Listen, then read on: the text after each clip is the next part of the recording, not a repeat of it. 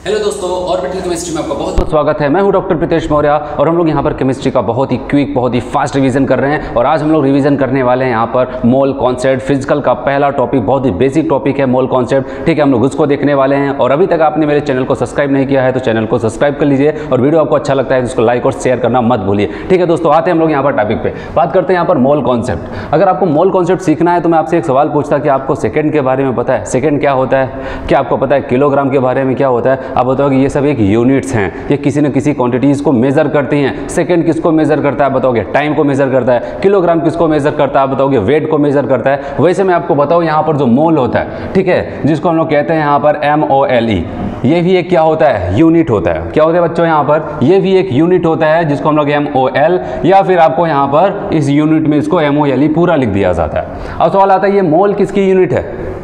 जैसे समय की यूनिट को कहा जाता है सेकेंड, ठीक है, वेट की यूनिट को कहा जाता है किलोग्राम, ऐसे ही कहा जाता है सब्सटेंस ऑफ अमाउंट, ठीक है, पदार्थ की मात्रा के यूनिट को कहा जाता है यहाँ पर मोल। सब्सटेंस, अमाउंट ऑफ सब्सटेंस की हम लोग बात करते हैं, पदार्थ की मात्रा, ये किसकी यूनिट होती है आप बताओगे?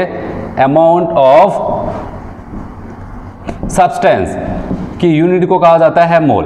तो कहने का मतलब ये क्या करता है? सब्सटेंस के अमाउंट को बताने का काम करता है। ठीक है, कोई सब्सटेंस कितनी मात्रा में है उसको कौन बताएगा? यहाँ पर मोल बताने का काम करता है। ठीक है, फिर अगर एक सिंपल से हम लोग बात करते हैं तो क्या कहते हैं? बताया गया जैसे अगर हम लोग बात करते हैं कि अगर एक डजन की हम लोग बात करें बच्चों, यहाँ पर एक डजन की बात करते हैं, एक दर्जन की बात करते हैं, तो आपको पता है ये क्या बताता है? 12 कलेक्शन ऑफ स्पीसीज। ठीक है, 12 कलेक्शन ऑफ स्पीसीज, कोई भी स्पीसीज हो वो 12 के कलेक्शन को बताता है। जैसे अगर आपसे कह दिया जाए एक दर्जन में कितने मार्कर है, आपने बताया 12 होता है, कितने पेन्स होते हैं, कितने रबर्स होते हैं, कितने डस्टर्स होते हैं, कुछ भी चीज़ अगर आपसे पूछा जाए एक दर्जन में कितना होता है तो आप कितना बताते हैं? आप 12 ही तो बताते हो। ठीक है, वैसे यहाँ पर बताया गया अगर आज के बाद से एक और क्वांटिटी को हम लोग याद रखते हैं, कहा गया मोल। अगर एक मोल की बात की जाए, बताया गया ये भी एक कलेक्शन को बताता है। क्या बताता है? एक कलेक्शन को बताता है। जैसे एक दर्जन 12 के कलेक्शन को बताता है, वैसे मोल भी बहुत सारे किसी कलेक्शन को बताता है। कौन से कलेक्शन को बताता है उसकी हम लोग बात करते हैं। कहा गया अगर एक मोल की बात करते हैं, ये 6.02 इंटू 10 की पावर 23 कलेक्शन ऑफ स्पीसीज, कोई भी स्पीसीज हो, ठीक है, कोई भी स्पीसीज, चाहे एटम हो, मॉलिक्यूल हो, आयन हो, इलेक्ट्रॉन हो, प्रोटॉन हो, न्यूट्रॉन हो, कुछ भी हो, अगर उनसे कभी भी कह दिया जाए भैया ये एक मोल आपको इलेक्ट्रॉन दिया गया, मतलब कितना इलेक्ट्रॉन दिया गया? 6.02 इंटू 10 पावर 23 इलेक्ट्रॉन आपको दिया गया। जैसे अगर आपसे कह दिया जाए एक दर्जन इलेक्ट्रॉन दिया गया, मतलब आपके माइंड में क्या आया? आप बताओगे 12 इलेक्ट्रॉन दिया गया। वैसे अगर आपसे कह दिया जाए एक मोल इलेक्ट्रॉन दिया गया, इसका मतलब कितना दिया गया? 6.02 इंटू 10 पावर 23, इतने कलेक्शन का आपको इलेक्ट्रॉन दिया गया। बच्चों यहाँ पर इसको कहा जाता है, इस कलेक्शन को 6.02 इंटू 10 की पावर 23 कलेक्शन को एक और नाम दिया गया जिसको हम लोग यहाँ पर शॉर्ट में Na कहते हैं, और इसको कहा जाता है एवोगैड्रो कांस्टेंट। क्या कहते हैं इसको? एवोगैड्रो कांस्टेंट कहते हैं। समझ में आया आपको? अब बताइए ये एक नंबर को बता रहा है, ठीक है, एक नंबर को बता रहा है। अब कल को आपसे पूछ लिया जाए, आपसे कह दिया जाए कि ठीक है मैं आपको 50 ग्राम कार्बन डाइऑक्साइड दे रहा हूँ, बताओ कितने मोल है? ठीक है, आप बताओगे एक मोल के लिए इतने वहाँ पर क्या होने चाहिए? एटम्स, मॉलिक्यूल्स, आयन होने चाहिए। ठीक है, जैसे आपसे कह दिया जाए कि एक मोल, ध्यान से समझना, एक मोल कार्बन डाइऑक्साइड है, तो बताओ कार्बन डाइऑक्साइड के कितने मॉलिक्यूल्स हुए? जैसे आपसे कह दिया जाए एक मोल, एक दर्जन कार्बन डाइऑक्साइड है, आप बताओगे इसका मतलब 12 की बात की जाए 12 कार्बन डाइऑक्साइड है। लेकिन अगर ऐसे कह दिया जाए एक मोल कार्बन डाइऑक्साइड है, तो आप बताओगे इसका मतलब 6.02 इंटू 10 की पावर 23 क्या हुआ है? वहाँ पर कार्बन डाइऑक्साइड के मॉलिक्यूल्स वहाँ पर हैं। अब सवाल ये आता है, चलो ठीक है, अगर आपने कहा कि इतने का कलेक्शन मिला तो इतने का कलेक्शन मिल करके एक को बताता है। अब कल को आपको वहाँ पर क्या दे दिया जाए? कह दिया जाए चलो ठीक है मैं आपको 44 ग्राम, 45 ग्राम, 50 ग्राम आपको कार्बन डाइऑक्साइड तौल के दे रहा हूँ, तौल के दे रहा हूँ। अब बताओ उस वेट के अंदर कितने मोल्स होंगे वहाँ पर, कितने वहाँ पर उसके मॉलिक्यूल्स होंगे? तो हम लोग कैसे बता सकते हैं? वहाँ पर बताइए कि वहाँ पर हम लोग काउंट करने वाले हैं। आपको पता है 10 की पावर 23 का मतलब एक बहुत बड़े कलेक्शन की बात करता है, बहुत बड़े कलेक्शन की बात करता है। आप इसको काउंट नहीं कर सकते। ये एक्सपेरिमेंटली काउंट किया गया है कि एक मोल में यहाँ पर इतने मॉलिक्यूल्स, एटम या फिर इतने को कहा जाता है एक मोल। तो कहने का मतलब आप कैसे करें? अगर हमें कह दिया जाता है, कुछ वेट दे दिया जाए किसी कंपाउंड का और कहा जाए बताओ इसके अंदर कितने मोल छुपे हुए हैं, तो हम लोग कैसे निकालते हैं? अब हम लोग यहाँ पर करते हैं, उसको सीखने की कोशिश करते हैं। चलिए अब सवाल यही आता है, कल को हमें कह दिया जाए कि मैंने आपको W ग्राम W ग्राम एनी स्पीसीज, कोई भी स्पीसीज का टर्म यहाँ पर ध्यान रखना, ठीक है, कोई प्रजाति की बात नहीं की जा रही है यहाँ पर आपको atom, electron, proton, neutron, chemistry में यूज होने वाले जो भी क्वांटिटीज होती हैं जैसे कि हम लोग उनकी बात करने वाले, ठीक है। अब बताया कि अगर W ग्राम आपको कोई भी स्पीसीज दे दिया जाए, मॉलिक्यूल दे दिया जाए, ठीक है, एटम दे दिया जाए, आयन दे दिया जाए और आपसे बताया जाए बताओ उस W ग्राम के अंदर कितने मोल्स पाए जाएंगे, तो आप क्या करने वाले हो, आप वहाँ पर जा करके काउंट नहीं करने वाले हो, ठीक है। आपको वहाँ पर फॉर्मूले की ज़रूरत होगी जिससे आप आसानी से वहाँ पर बता सकते हो, और वो फॉर्मूला कौन सा आया, और फॉर्मूला नंबर 1 यहाँ पर चल रहा है मोल कॉन्सेप्ट में। यहाँ पर मोल कॉन्सेप्ट को पढ़ना है, इसके कुछ फॉर्मूलेज हैं, ठीक है, मोल निकालने के सारे फॉर्मूले आपको पता होने चाहिए क्योंकि एक फॉर्मूला दूसरे फॉर्मूला से हमेशा रिलेट कराया जाता है, ठीक है। अब मोल की बात करते हैं। मोल की हमें एक बात बताएं, यहाँ पर मोल को हम लोग यहाँ पर स्मॉल एन से रिप्रेजेंट करते हैं, ठीक है। मोल को यहाँ पर स्मॉल एन या फिर कहीं कहीं इसको म्यू से भी रिप्रेजेंट किया जाता है। तो मोल बराबर यहाँ पर बताया गया जो भी वेट आपको दिया गया,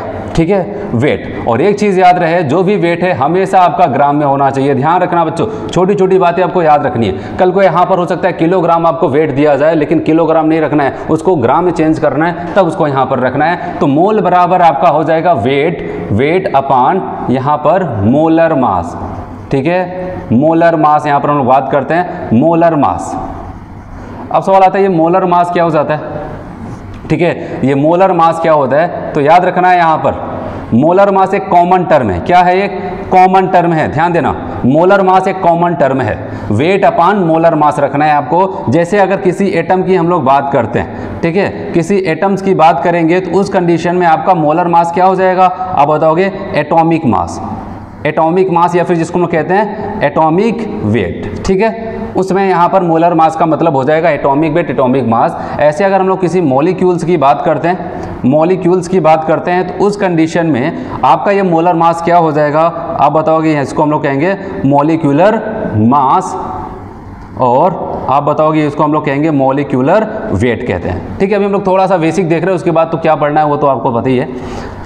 इसके बाद अगर कोई आयनिक कंपाउंड्स मिल जाता है, ठीक है, कोई आयन्स मिल जाते हैं, तो उस कंडीशन में आपको वहाँ पर कौन सा वेट रखना है, आप बताओगे वहाँ पर आयोनिक मास या फिर आयोनिक वेट हम लोग वहाँ पर रखने वाले हैं, ठीक है, ऐसा हो जाता है। तो कहने का मतलब आज के बाद से अगर कभी भी किसी भी कंपाउंड, चाहे वो एटम हो, मॉलिक्यूल हो, आयन हो, उसका मास सिर्फ हमको दे दिया जाए, केवल मास दे दिया जाए, उस कंपाउंड का मोल हम लोग बता सकते हैं। समझ में आया सबको? तो यहाँ पर एक पहला फार्मूला बन के तैयार हो चुका है। हम लोग यहाँ पर दूसरे फार्मूले की बात कर लेते हैं यही साइड में, ठीक है।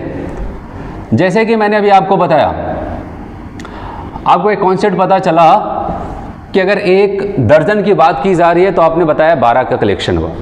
अगर कल को आपसे कह दिया जाए आपको 24 मार्कर दिया गया, 24 मार्कर दिया गया है, बताओ इसका मतलब हमने आपको कितना दर्जन मार्कर दिया, तो आपको क्या पता है, आप इसको कैसे सॉल्व करोगे। आपको पता है एक दर्जन में कितने मार्कर होते हैं, आप बताओगे वहाँ पर 12। तो क्या करना है, आपको कितना दिया गया 24, तो आपको क्या करोगे, जितना भी कलेक्शन दिया गया है उसको क्या करना है 12 से डिवाइड कर देना है, तो कितना निकल के आएगा 2 दर्जन, ठीक है, यही तो होता है। वैसे ही बताया गया कि अभी आपको मास दिया गया तो आपने फॉर्मूला लगाया वेट अपॉन मोलर मास, लेकिन कल को आपको मास नहीं दिया जा रहा है, आपको वहाँ पर कलेक्शन ऑफ स्पीसीज दिया जा रहा है। बताएगा इतना नंबर आपको एक एटम दे दिया गया, आयन दे दिया, वहाँ पर इतने आयंस दे दिए गए, मॉलिक्यूल्स दे दिए, और आपसे पूछा जाए बताओ इतने आयंस की वजह से वहाँ पर कितने मोल्स होने चाहिए, कितने मोल्स होंगे। तो वहां पर आपको क्या करना था, जैसे आपको मैंने दर्जन का एग्जांपल लिया वैसे सेम यहां पर भी आ जाएगा। उस कंडीशन में मोल बराबर आपका हो जाएगा n अपॉन Na। अब सवाल आता है यहां पर n क्या है, कैपिटल N यहां पर बताया गया नंबर ऑफ स्पीसीज को बताने वाला है, ठीक है। वहां पर कितने स्पीसीज हैं, ठीक है, स्पीसीज का मतलब एटम, आयन, मॉलिक्यूल्स, ठीक है, कितने हैं उसको यहां पर रखना है, ठीक है। जैसे अभी मैंने आपको बताया, आपको पता चला, अगर मैंने बताया 24 मार्कर है तो बताओ कितने दर्जन वहां पर हो जाएंगे, क्या आप बताओगे वहां पर मार्कर, आपको क्या पता था 24/12। 12 क्या होता है, ये वैल्यू एक दर्जन की है, ठीक है। एक दर्जन की वैल्यू को क्या किया, पूरे वैल्यू से डिवाइड कर दिया, वहां पर आ जाता है। वैसे सेम यहां पर भी आप सोचो, ऐसा नहीं है कुछ बड़ी चीज है, यहां पर जितना नंबर था उसको रखा, और एन का मतलब क्या हो जाता है आपको पता है, Na कितने कलेक्शन को बताता है? 6.02 इंटू 10 की पावर 23 कलेक्शन को बताता है, और यही क्या हो जाता है आपका 1 मोल। तो 1 मोल में जितने स्पीसीज थे उतने से ही जितना नंबर हमको दिया गया डिवाइड कर दिया, वहां पर मोल जाकर के निकल जाता है। समझ में आया? अब सवाल ये आता है, चलो ठीक है आपने इसको कर दिया, और हमेशा ऐसा नहीं होता है कि आपसे मोल ही पूछा जाए, हो सकता है वो मोल को डायरेक्ट इनडायरेक्ट दे दे, या फिर ये वाला फॉर्मूला लगा करके वहां पर वो मोल को निकलवा दे आपसे और आपसे नंबर के बारे में पूछ ले। तो आप खुद बताओ, यहां पर अगर n के बारे में हमसे पूछा जाए, ठीक है, नंबर ऑफ स्पीसीज के बारे में पूछा जाए, वहां पर आपको मोल दे दिया जाए डायरेक्ट इनडायरेक्ट, आप n इंटू Na करके निकाल सकते हो कि नहीं निकाल सकते? ठीक है, यही तो आप खुद समझो, यहाँ पर n बराबर n इंटू Na हो जाएगा। अब n जो होता है यही सब ज़्यादा मायने रखता है। n को हम लोग किस किस नामों से जान सकते हैं? हो सकता है आज आपसे कह दिया जाए कि नंबर ऑफ मॉलिक्यूल्स बताओ, नंबर ऑफ मॉलिक्यूल्स बताओ, कैपिटल N, मतलब नंबर ही तो पूछा जा रहा है, यहाँ पर क्या हो जाएगा n इंटू Na हो जाता है। बच्चों ध्यान से समझना है इसको, ठीक है। और कल को क्या पूछा जाए, हमें बताओ नंबर ऑफ एटम्स के बारे में बताओ, ठीक है। आपको एक कलेक्शन दिया जाए या फिर आपको वहाँ पर कोई भी कंपाउंड दे दिया जाए, उसकी मात्रा दे दी जाए और आपसे कह दिया जाए बताओ कितने एटम्स उसके अंदर छुपे हुए हैं, तो उस कंडीशन में एटम्स के केस में याद रखना n इंटू Na, और एटम्स की बात आई है तो क्या हो जाता है, किसी कंपाउंड के अंदर एटम्स मिल क्या करते हैं, कंपाउंड्स को बनाते हैं, ठीक है। एटम्स मिल करके किसी मॉलिक्यूल्स को, किसी कंपाउंड्स को बनाते हैं। वैसे उसके अंदर अगर हमसे पूछा जा रहा है किसी पर्टिकुलर एटम के बारे में पूछा जा रहा है, या फिर टोटल कितने एटम्स हैं, तो वहाँ पर हम लोग क्या करते हैं, देखेंगे कितने मोल हैं, फिर इंटू एवोगैड्रो नंबर, इंटू यहाँ पर एक टर्म चलता है एटॉमिसिटी, ठीक है। क्या करना था वहाँ पर आपको, एटॉमिसिटी से मल्टीप्लाई कर देना है। तो नंबर ऑफ मॉलिक्यूल्स पूछा जाए n into Na, number of atoms पूछा जाए तो आप क्या बताओगे, आप बताओगे यहाँ पर n into Na into atomicity हो जाता है। अच्छा, एटॉमिसिटी का मतलब क्या हो जाता है आपको पता है, number of atom in a species, किसी एक स्पीसीज के अंदर कितने एटम्स है। जैसे एग्जांपल के बारे में आपको जल्दी से बता दूं, अगर कल को आपसे पूछ लिया जाए H2O की एटॉमिसिटी कितनी है, एटॉमिसिटी आप बताओगे 2 1 3, कितने एटम है टोटल, यहाँ पर 3 है, ठीक है। अगर इसी में पूछ लिया जाए हाइड्रोजन की एटॉमिसिटी कितनी है, आप ध्यान से सुन लीजिए इसको, अगर आपसे यहीं पर पूछा जाए टोटल वाटर की एटॉमिसिटी कितनी, मतलब टोटल एटम कितने, 3। अगर ये कह दिया जाता है वाटर में हाइड्रोजन की एटॉमिसिटी कितनी, कितने एटम दिखाए रहे हैं, 2, आप बताओगे 2। ऑक्सीजन की एटॉमिसिटी कितनी है, 1, ठीक है। कुछ भी पूछा जाए C6H12O6, कोई भी कंपाउंड छोटा बड़ा कुछ भी हो, अगर आपसे पूछा जाए बताओ एटॉमिसिटी, कार्बन की एटॉमिसिटी बताओ इस बड़े से कंपाउंड के अंदर, आप बताओगे कार्बन कितने हैं, 6, एटॉमिसिटी कितनी होगी कार्बन की, 6 हो गई। अगर हाइड्रोजन की एटॉमिसिटी पूछी जाए, ठीक है, अगर हाइड्रोजन के नंबर ऑफ एटम्स पूछे जा रहे हैं तो आप बताओगे n इंटू Na, और एटॉमिसिटी यहाँ पर कितना रखने वाले हो, कितने दिख रहे हैं आपको यहाँ पर 12, ऑक्सीजन कितना दिख रहा है 6। तो आपको समझ में आया इसकी एटॉमिसिटी कितनी हो जाती है यहाँ पर। तो कहने का मतलब एटॉमिसिटी का मतलब कितने एटम्स हैं, जिस एटम्स की बात की जा रही है वो उसके उस बड़े से कंपाउंड्स के अंदर एटम्स के नंबर कितने हैं, ये सारी चीज़ें होती है। चलिए आगे हम लोग बात करते हैं, अभी क्वेश्चन करेंगे तो वहाँ पर सारी चीज़ें आपको क्लियर होंगी।